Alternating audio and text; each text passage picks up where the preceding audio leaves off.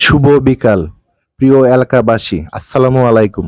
সকালবেলা আমরা কিছু টাকা কুড়িয়ে পেয়েছিলাম, তারপর সেটা ফেসবুকে পোস্ট করেছিলাম। তো পোস্ট দেখে এক ভদ্রলোক সে টাকাগুলো দাবি করে এবং আমরা যাচাই বাছাই করে দেখেছি টাকাগুলা আসলেই ওনার।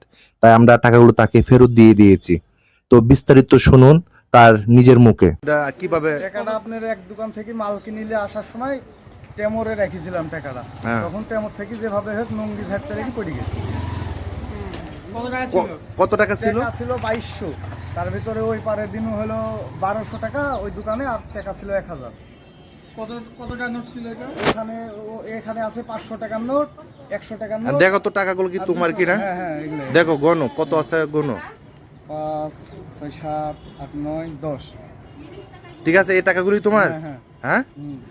যদি তোমার না হয় অন্য কেউ দাবি করে, দিয়ে দেবো। যদি প্রমাণ হয় তাহলে তাকে ফেরত দিতে হবে। দিয়ে দেবো। ঠিক আছে, হ্যাঁ। তাহলে টাকাগুলো পাই তোমার কেমন লাগছে? খুশি আমি, খুব খুশি? হ্যাঁ, আপনারা আমাদের পেয়েছেন, আপনার পেজকে উপরেও ধন্যবাদ খুশি। দিয়ে জানো, হঠাৎ প্রমাণ আসেনি। আচ্ছা ঠিক আছে, তাহলে যাও, তুমি তোমার কাজে যাও, ভালো থাকবে। হ্যাঁ।